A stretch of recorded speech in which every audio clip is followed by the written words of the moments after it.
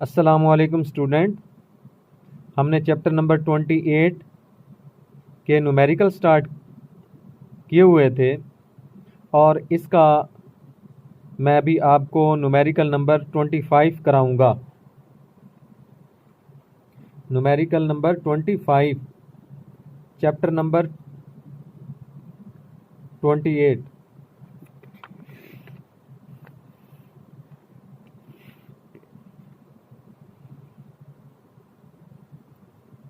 Twenty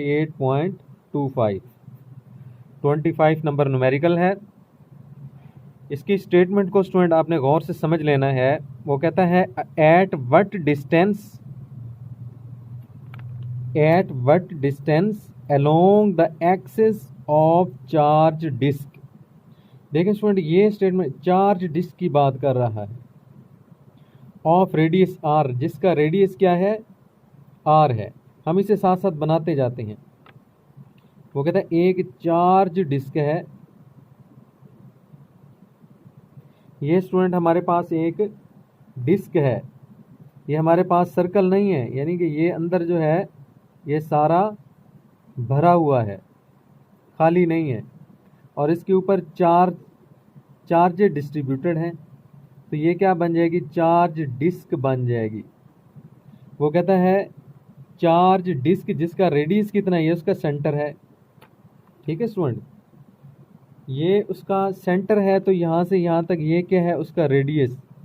वो कहता है एक चार्ज डिस्क है जिसका रेडियस क्या है, हमारे पास आर है। अच्छा, आगे वो क्या कहता है, disc of radius R is the electric field strength equal to 1/2 the value of the field at the surface of the disk at the center। देखें स्टूडेंट, वो दूसरी बात क्या कहता है, ये देखें, at the surface of the disc, ये बात कर रहा है। At the surface of the disc का मतलब ये है कि ये मैं आपको पूरी फिक्र बना देता हूँ। ये हमने पीछे एक आर्टिकल भी पढ़ा था। यहाँ से यहाँ तक का फासला क्या होता है स्टूडेंट, ये जेड के बराबर होता है। यहाँ पर हमने एक पॉइंट लिया था और उसकी वजह से इलेक्ट्रिक फील्ड निकाली थी। ऐसे हमने ये इसे बनाया था। ठीक है। अच्छा, ये हमारे पास पी पॉइंट है। इस पी पॉइंट पर इस चार्ज डिस्क की वजह से इस पी पॉइंट तक पर, वो पॉइंट हम यहाँ पर भी ले सकते हैं, यहाँ पर भी ले सकते हैं, ऊपर भी ले सकते हैं। इस पी पॉइंट पर जो हमने इलेक्ट्रिक फील्ड निकाली थी वो हमारे पास स्टूडेंट थी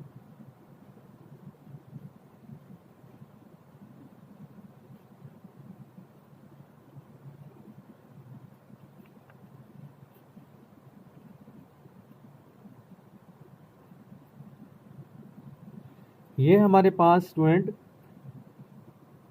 इलेक्ट्रिक फील्ड की वैल्यू थी इस चार्ज डिस्क की वजह से पी पॉइंट पर। इस पूरी डिस्क की वजह से जो इलेक्ट्रिक फील्ड बनती है ना पी पॉइंट पर, वो हमारे पास ये वैल्यू है। ये मैंने पीछे आर्टिकल पढ़ाया हुआ है और उस आर्टिकल को अगर आप सर्च जाके करेंगे तो वहाँ पर आप लिखेंगे electric field due to disc of charge at point P. अच्छा, दूसरी बात वो ये कर रहा है कि देखें ये बात, वो कहते हैं surface of the disc. Surface of the disc की जब बात करता है ना, तो इसका मतलब ये है कि सरफेस जो है डिस्क की, इसके ऊपर फिर हम यहाँ पर इलेक्ट्रिक फील्ड लिख लेते हैं सरफेस ऑफ द डिस्क पर कितनी होगी। तो सरफेस ऑफ द डिस्क यानी Z, surface of the disc पर जब हम पहुंचेंगे इस जगह पर सेंटर पर, तो जेड कितना हो जाएगा, इस जगह पर जेड इज इक्वल टू 0 हो जाएगा। तो जेड की वैल्यू जब 0 यहाँ पे पुट करें,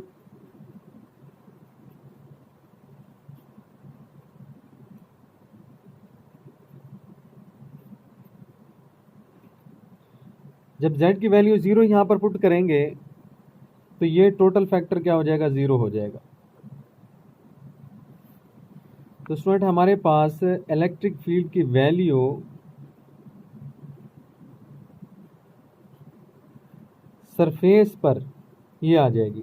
इस सरफेस पर इलेक्ट्रिक फील्ड की वैल्यू किसी पॉइंट पर ये है, ये इलेक्ट्रिक फील्ड की वैल्यू है किसी पॉइंट पर। और ये वाली जो इलेक्ट्रिक फील्ड की वैल्यू है, ये वैल्यू है सरफेस पर।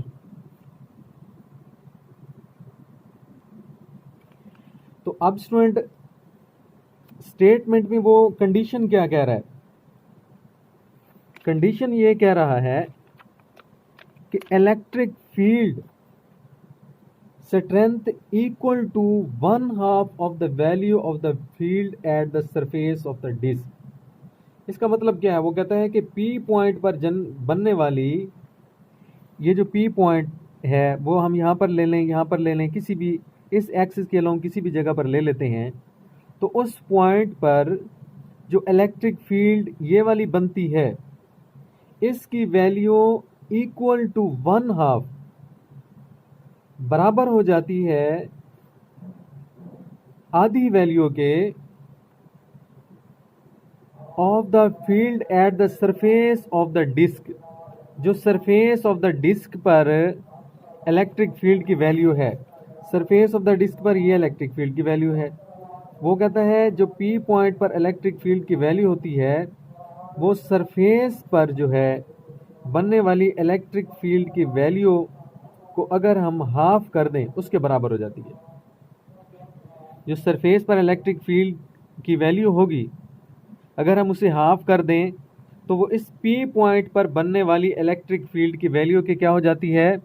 बराबर हो जाती है।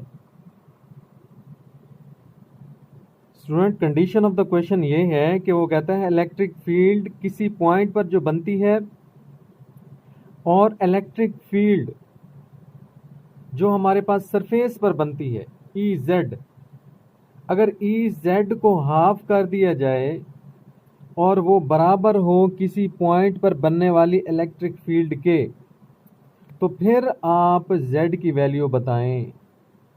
फिर हमने ये देखना है कि ये z इस पॉइंट P से कितना दूर होगा, ये फासला कितना होगा। तो अब स्टूडेंट ये है कि हम इसमें वैल्यूज रख देते हैं इस इक्वेशन में। तो देखें electric field at point P क्या थी? ये थी, तो इसकी वैल्यू रखें raw 2 epsilon naught 1 minus z over z square plus r square 1/2 और इस इक्वल टू इसकी वैल्यू देखें ई जेड की वैल्यू यहां पर पुट करें रॉ ओवर 2 एप्सिलॉन नॉट और नीचे क्या है? 2 है ये। तो अब स्टूडेंट हम इसे हल कर लेंगे।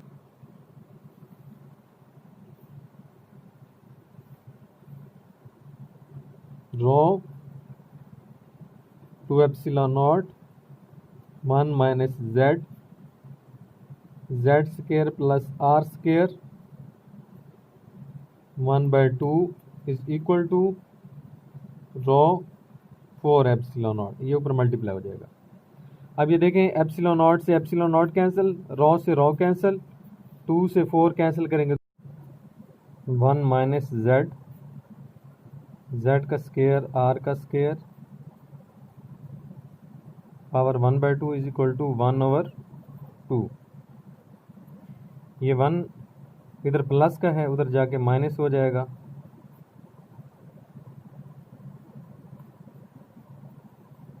(1/2 - 1).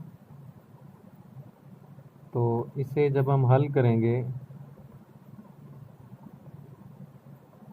(-1/2) आ जाएगा, माइनस से माइनस कैंसिल,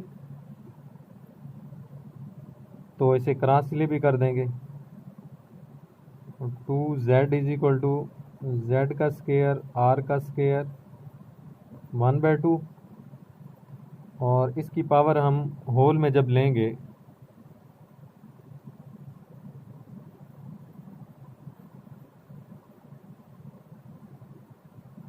इसका स्केयर ले लें दोनों तरफ,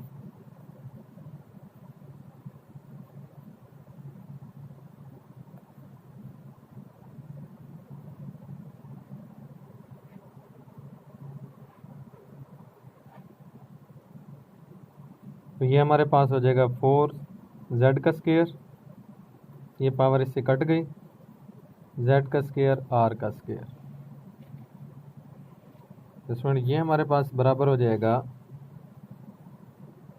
4z का स्क्वायर, z वालों को इकट्ठा कर लें, इधर लें, माइनस में हो जाएगा r का स्क्वायर, 3z का square is equal to r का स्क्वायर, z का स्क्वायर r का स्क्वायर बटा 3। दोनों साइड पे जब हम अंडर रूट लेंगे तो ये कट जाएगा, ये कट जाएगा, तो z is equal to r बटा अंडर रूट 3 आ जाएगा। ये वैल्यू होगी हमारे पास z की।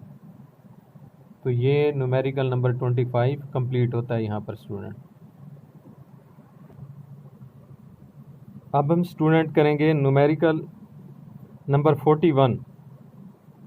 इस चैप्टर का न्यूमेरिकल नंबर 41, उसकी स्टेटमेंट कुछ यूँ है, in Millikan experiment a drop of radius 1.6 micrometre and density 0.851 gram per centimetre cube is balanced when an electric field of 1.92 multiplied 10 raised to power 5 Newton per coulomb is applied.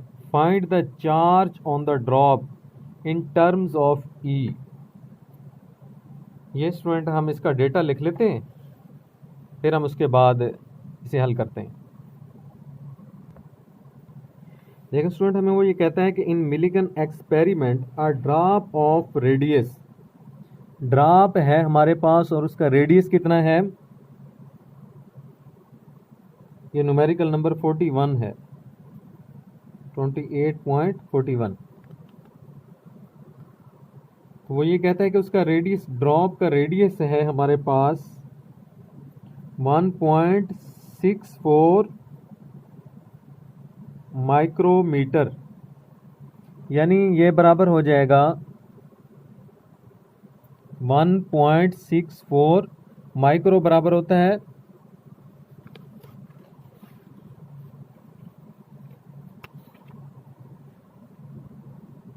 10⁻⁻6 के। तो 1.64 multiply 10⁻⁻6 metre, ये है हमारे पास drop का radius. अच्छा, उसके बाद वो ये कहता है कि एंड डेंसिटी,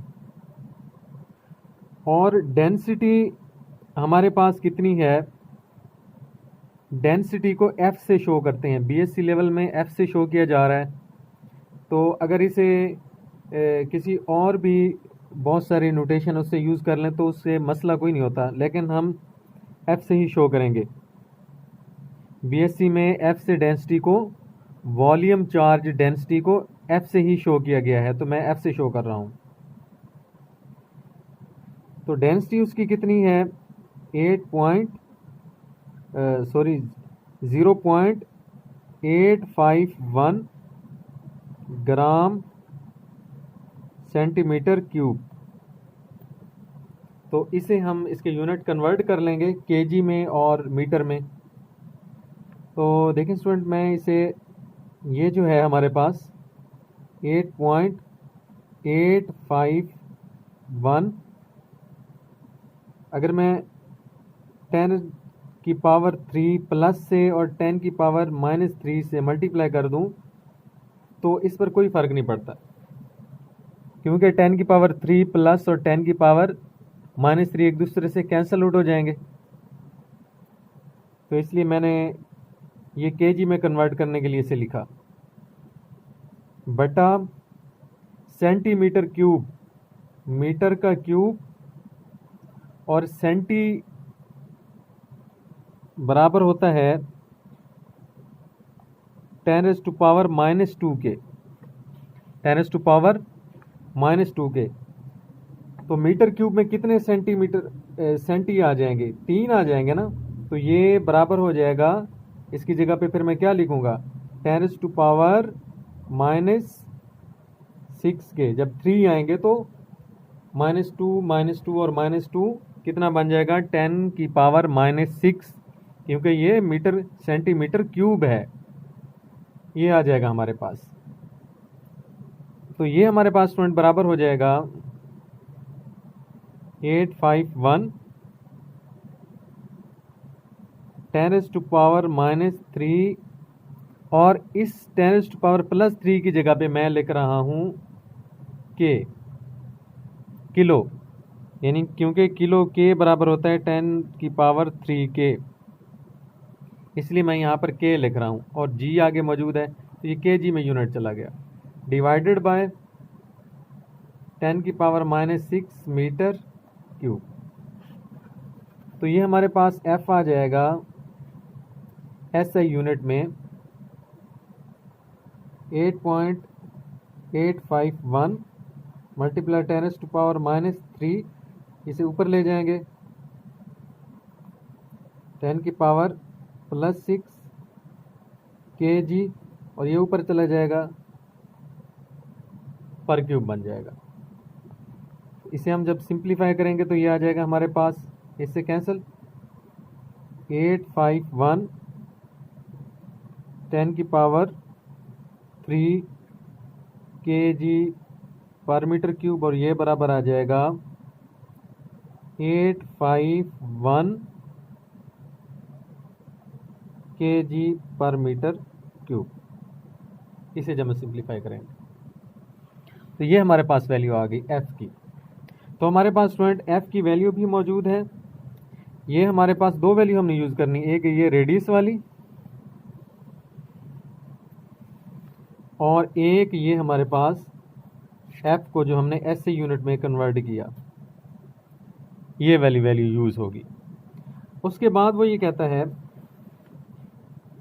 ये हमारे पास ड्रॉप का रेडियस है और ये हमारे पास ड्रॉप की डेंसिटी है,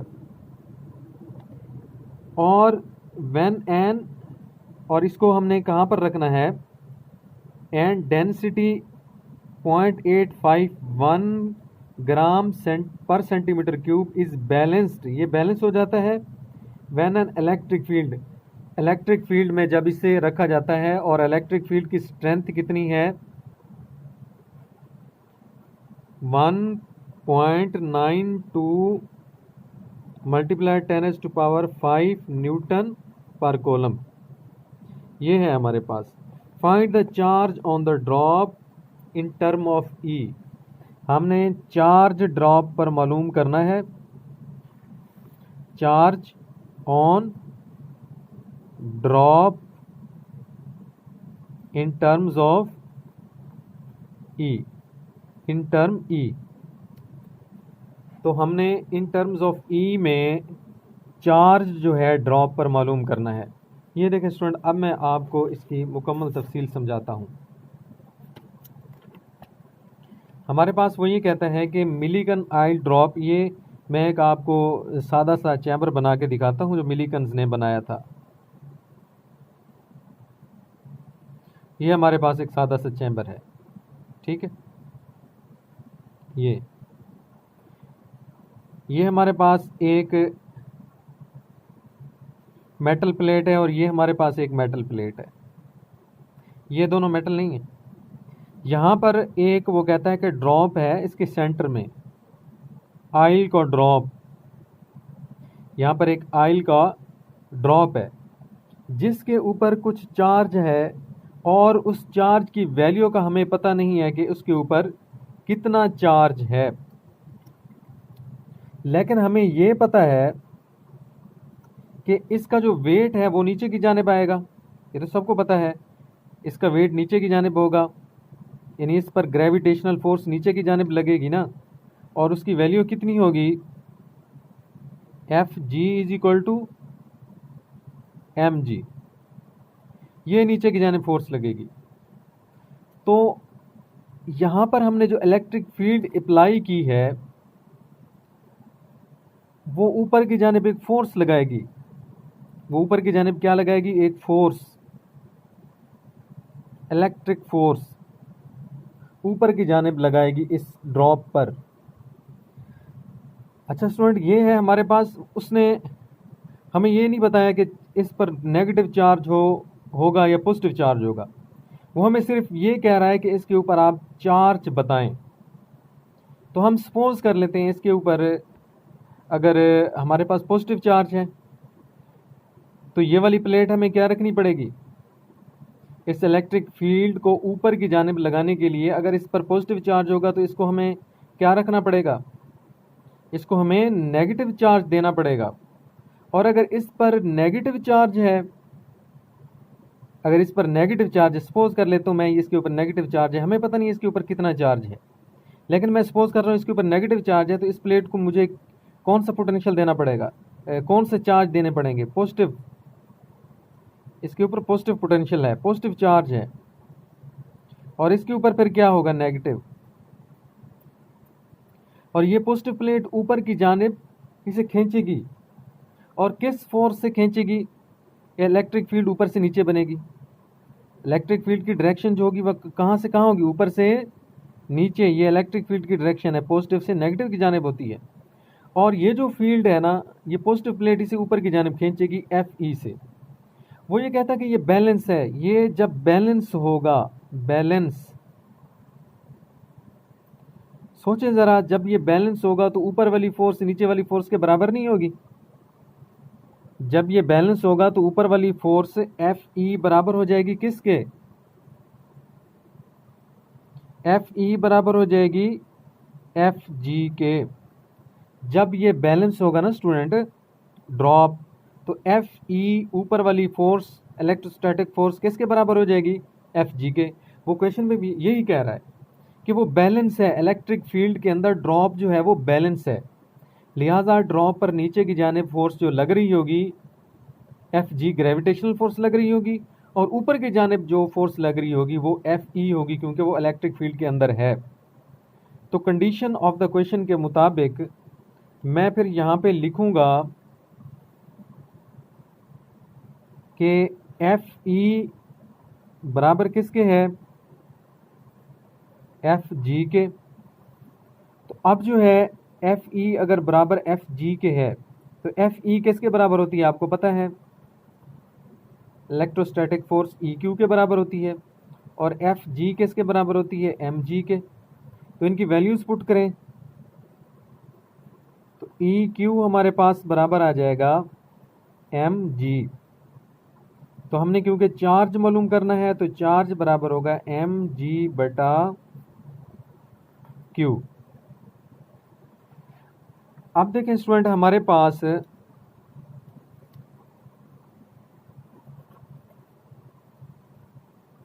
जो ग्रेविटेशनल एक्सेलरेशन है इसकी वैल्यू होती है 9.8। इसकी वैल्यू कितनी होती है, 9.8। ये E इधर आके डिवाइड होगा। और इलेक्ट्रिक फील्ड की वैल्यू हमें गिवन है, वो कितनी है, ये 1.92 मल्टीप्लाई 10⁵। अब हमारे पास ये जो मैस है m, इसकी वैल्यू हमें गिवन नहीं है। इसकी वैल्यू देखें, चार्ज निकालने के लिए हमें एक तो g की वैल्यू हमें पता है, ग्रेविटेशनल एक्सेलरेशन 9.8 होता है, E की वैल्यू हमें गिवन है, m की वैल्यू हम खुद मालूम करेंगे कि वो जो ड्रॉप होगा उसका मैस कितना होगा। तो उसको निकालने के लिए हमें पता है कि ये जो हमें डेंसिटी दी गई है, वॉल्यूम डेंसिटी जो F है हमारे पास, ये बराबर किसके होगा, मैस बटा वॉल्यूम।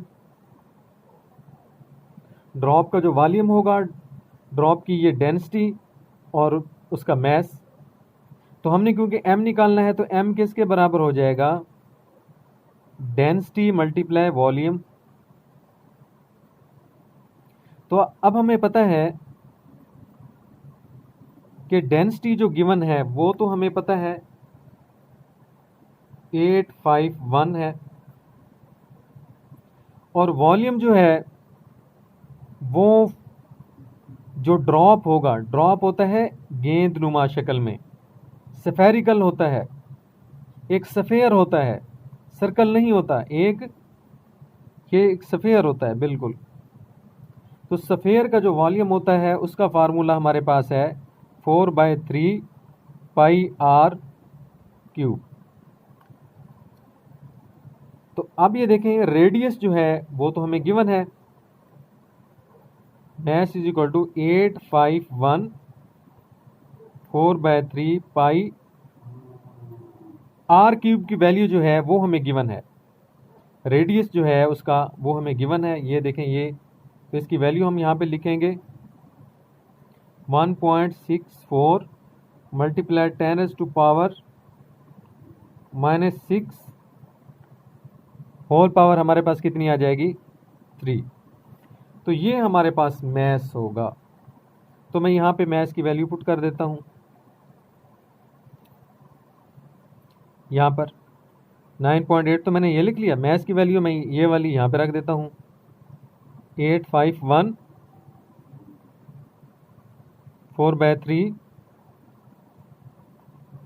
पाई 1.64 मल्टीप्लाई 10⁻⁻6 और उसकी पावर 3। तो अब स्टूडेंट हम इसे हल करेंगे तो इस पर चार्ज हम निकाल लेंगे।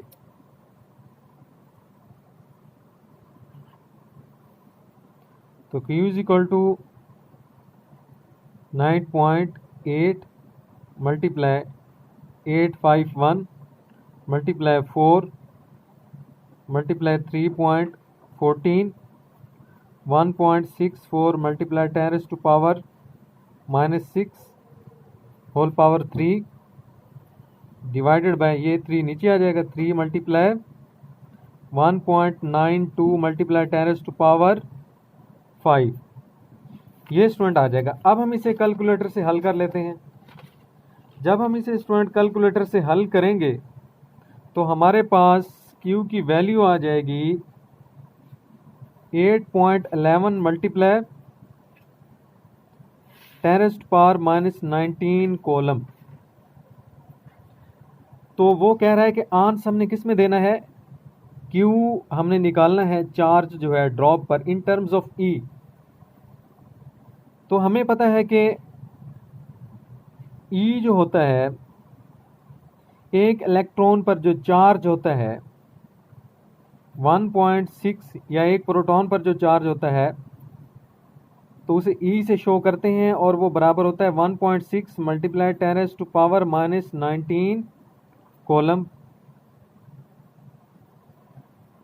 तो अब ये देखें, ये पूरी रकम इस साइड पे मल्टीप्लाई हो रही है तो उस साइड पे जाकर डिवाइड हो जाएगी। 1.6 multiply 10⁻⁻9 coulomb is equal to coulomb. अब कोलम की ये वाली वैल्यू हमने यहाँ पर रख देनी है 8.11 मल्टीप्लाई 10⁻⁻19 और कोलम की वैल्यू यहाँ पे रख दें 1.6 मल्टीप्लाई 10⁻⁻19। तो अब ये देखें, जब हम इसे डिवाइड करेंगे ये इससे कट गया तो Q 8.11 1.6 और ये हमारे पास ये आ जाएगा। जब हम इसे डिवाइड करेंगे तो ये हमारे पास Q बराबर आ जाएगा 5 E के। तो ये होगा उस ड्रॉप पर चार्ज 5 इलेक्ट्रॉन। ये हमारे पास ये चार्ज है, एक इलेक्ट्रॉन पर जो चार्ज होता है 1.6 मल्टीप्लाई 10⁻⁻19। तो ये हमारे पास फाइनल आंसर आ जाएगा।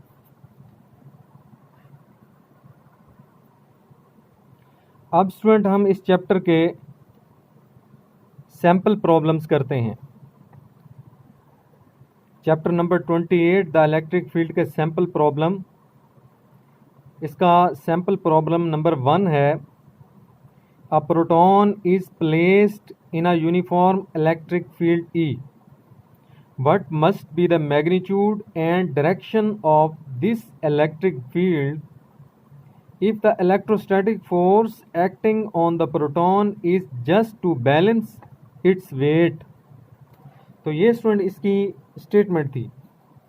अब मैं आपको इसकी स्टेटमेंट फिगर बना के समझाता हूँ और फिर हम इस न्यूमेरिकल को हल करेंगे। देखिए स्टूडेंट, वो ये कहता है कि a proton is placed in a uniform electric field. एक प्रोटॉन है, उसको यूनिफॉर्म इलेक्ट्रिक फील्ड के अंदर हमने प्लेस कर दिया है।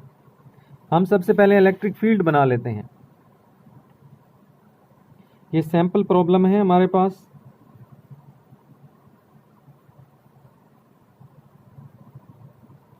और सैम्पल प्रॉब्लम्स नंबर 28.1 पहला सैम्पल प्रॉब्लम हम कर रहे हैं। वो ये कहता है कि एक प्रोटॉन को इलेक्ट्रिक फील्ड के अंदर जो कि यूनिफॉर्म है उसके अंदर हम प्लेस कर देते हैं।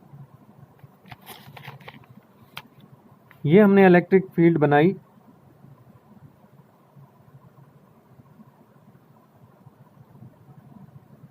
और वो इलेक्ट्रिक फील्ड जो है इसके वेट को बैलेंस कर रही है। अब ये देखें स्टूडेंट, वेट जो होता है वो ऊपर से नीचे की जानिब अमल करता है। ये हमारे पास प्रोटॉन है और इस पर जो इलेक्ट्रिक फील्ड लगेगी वो हमेशा ऊपर से नीचे की जानिब ही लगेगी। देखें इस पर जो फोर्स लगेगी ये लगेगी Fg, ये फोर्स लगेगी और ये फोर्स क्या होगी हमारे पास ऊपर से नीचे की जानिब ही लगेगी।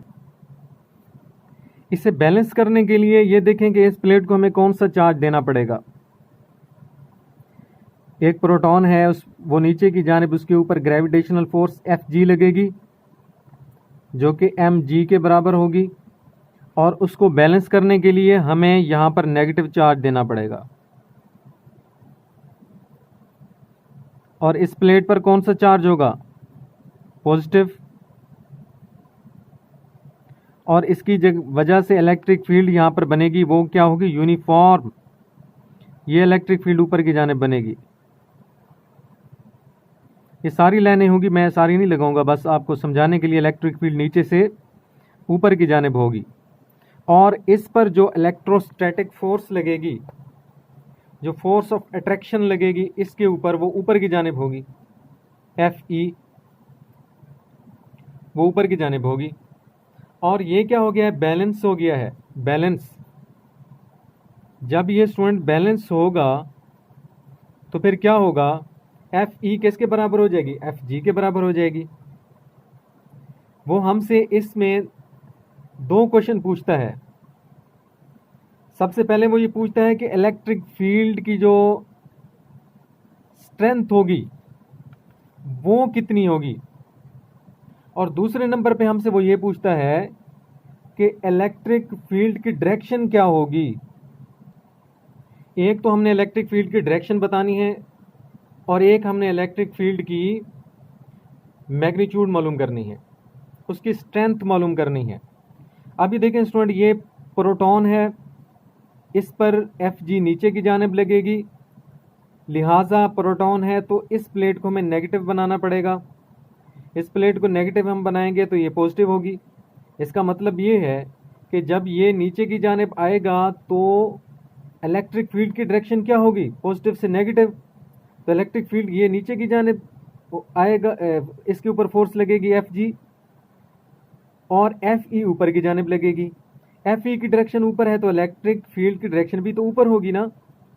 इसका मतलब ये है कि उसने एक तो हमें ये बताया था कि उसकी डायरेक्शन बताएं, तो electric field E is directed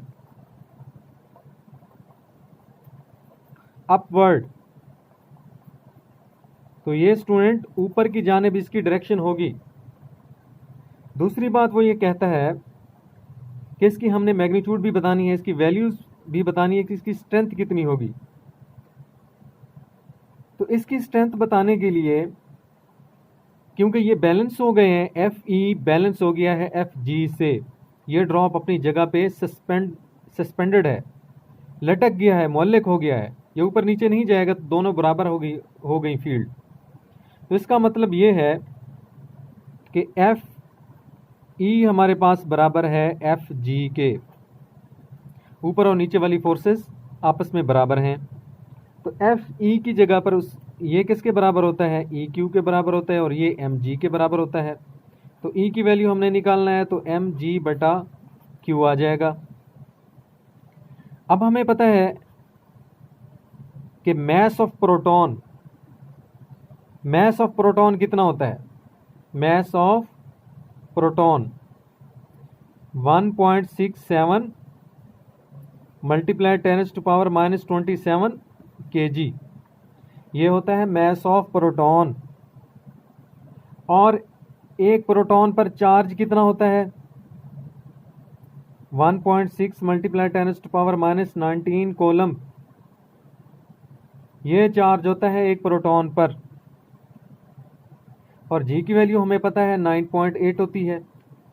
ये स्टूडेंट वैल्यूज हमें याद रखनी पड़ेंगी, मैस ऑफ प्रोटॉन भी याद रखना पड़ेगा और उस पर चार्ज भी।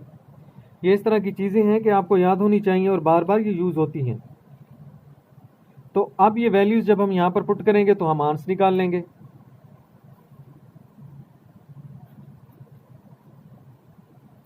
Mass of proton 1.67 multiply 10⁻⁻27, gravitational acceleration 9.8 और चार्ज 1.6 मल्टीप्लाई 10⁻⁻⁹। तो इसे जब स्टूडेंट हम हल करेंगे तो ये हमारे पास 1 मल्टीप्लाई 10⁻⁻7 और E आपको पता है ये किसके बराबर होता है? Fe/Q। तो ये न्यूटन इसका होता है यूनिट और इसका कोलम होता है तो न्यूटन पर कोलम, ये न्यूटन पर कोलम आ जाएगा। तो ये स्टूडेंट हमारे पास इलेक्ट्रिक फील्ड की स्ट्रेंथ आ जाएगी। नेक्स्ट सैंपल प्रॉब्लम हम करते हैं।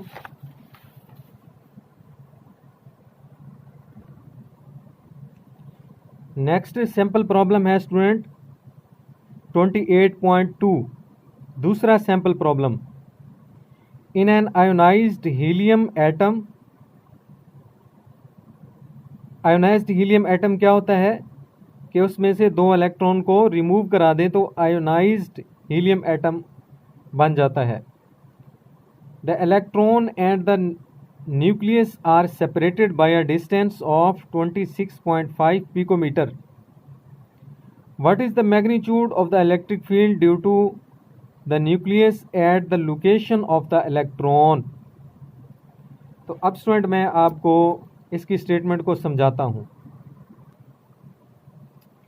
हमारे पास स्टूडेंट एक हीलियम एटम है, ये हीलियम एटम, और हीलियम एटम में से वो ये कहता है कि 2 इलेक्ट्रॉन को रिमूव कर दिया गया है। स्टूडेंट हीलियम एटम का जो एटॉमिक नंबर होता है वो 2 होता है। मैं यहाँ पर आपको स्ट्रक्चर बना के दिखाता हूँ। हीलियम एटम जो है इसमें 2 प्रोटॉन होते हैं और इसके बैरून एक शेल होता है और उसमें 2 इलेक्ट्रॉन होते हैं। ये देखें, ये 2 इलेक्ट्रॉन हैं, एक ये वाला इलेक्ट्रॉन और एक ये इलेक्ट्रॉन, 2 इलेक्ट्रॉन हैं। वो ये कहता है कि ये उसका क्या है? न्यूक्लियस। ये न्यूक्लियस है, ये हीलियम एटम का न्यूक्लियस है और हीलियम एटम के इस न्यूक्लियस में हमारे पास 2 प्रोटॉन होते हैं और 2 ही इलेक्ट्रॉन होते हैं। वो ये कहता है कि इसे आयोनाइज कर दिया गया। जब इसे आयोनाइज करने की बात होती है तो इसका मतलब यह है कि इस दोनों इलेक्ट्रॉन्स को कंप्लीटली आयोनाइज कर दिया गया। इस इलेक्ट्रॉन को भी निकाल दिया गया हीट देकर या एनर्जी देकर, इस इलेक्ट्रॉन को भी निकाल दिया गया। तो वो इलेक्ट्रॉन यहाँ से निकल कर यहाँ पर आ गए, ये दोनों इलेक्ट्रॉन, ये वाला भी और ये वाला भी। तो ये आयोनाइज्ड हो गया। ये क्या हो गया? अब आयोनाइज्ड हो गया। इसमें से 2 इलेक्ट्रॉन रिमूव हो गए। जब 2 इलेक्ट्रॉन इसमें से रिमूव हो जाएंगे तो इस पर इलेक्ट्रॉन की कमी आ जाएगी, तो लिहाजा इस पर कितना चार्ज आ जाएगा? +2 चार्ज आ जाएगा। तो स्टूडेंट इस पर जब 2 इलेक्ट्रॉन इसमें से निकल जाएंगे तो इस पर +2 चार्ज आ जाएगा, क्योंकि 2 इलेक्ट्रॉन की इसमें से कमी हो जाएगी। जब 2 इलेक्ट्रॉन की इसमें से कमी हो जाएगी तो एक इलेक्ट्रॉन की कमी होगी तो +1 चार्ज आ जाएगा, 2 इलेक्ट्रॉन की कमी होगी तो +2 चार्ज आ जाएगा। अगर इस तरह का कोई एटम होता जिसमें से ज़्यादा इलेक्ट्रॉन होते, 3 इलेक्ट्रॉन की कमी होती तो +3 चार्ज आ जाता। तो 2 इलेक्ट्रॉन की कमी हुई है तो हीलियम एटम पर +2 चार्ज आ जाएगा। तो लिहाजा इस पर चार्ज की मिकदार कितनी आ जाएगी आयोनाइज्ड हीलियम एटम पर? तो Q बराबर आ जाएगा 2, और 1 इलेक्ट्रॉन पर चार्ज की मिकदार कितनी होती है E, 2E में लिख दूंगा ना। अगर 3 इलेक्ट्रॉन निकल जाते तो मैं यहाँ पे 3E लिखता, 4 निकल जाते तो 4E लिखता। यानी कि प्रोटॉन पर भी चार्जेस की मिकदार यही होती है और इलेक्ट्रॉन पर भी चार्ज की मिकदार E ही होती है। तो ये टोटल चार्ज होगा किस पर? हीलियम एटम पर 2E चार्ज आ जाएगा। और ये इलेक्ट्रॉन कितना दूर आयोनाइज होके चले गए? ये R है हमारे पास, और वो R की वैल्यू हमारे पास उसने कितनी दी है?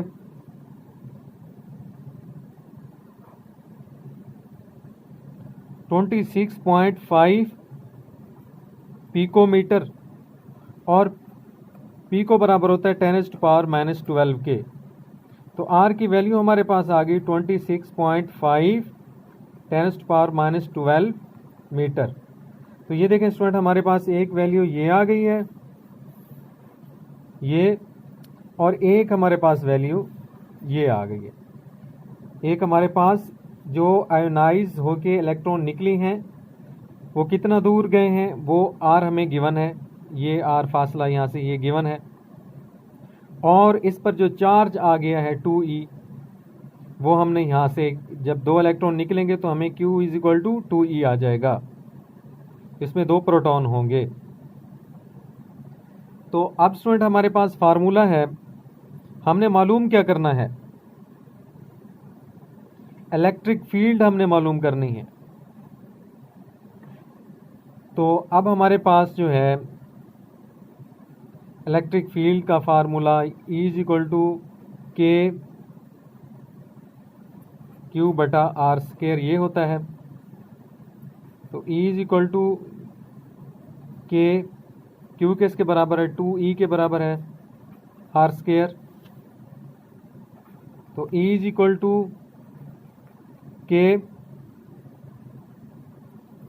K की वैल्यू लिख दें 9 × 10⁻⁹ 9 × 10⁻⁹ 2 E जो होता है वो किसके बराबर होता है? 1.6 × 10⁻⁻19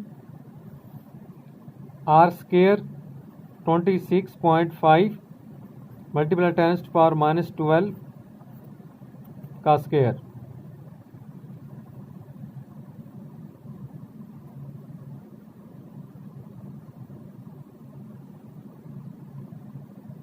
इसे जब स्टूडेंट हम हल करेंगे तो हमारे पास इलेक्ट्रिक फील्ड की वैल्यू आ जाएगी। इसे हल करेंगे तो हमारे पास आंसर आ जाएगा 4.1 × 10⁻12 के। तो इसका यूनिट हम न्यूटन पर कूलम साथ लिखेंगे। तो ये हमारे पास स्टूडेंट इलेक्ट्रिक फील्ड की वैल्यू आ जाएगी। ओके स्टूडेंट, अल्लाह हाफिज़।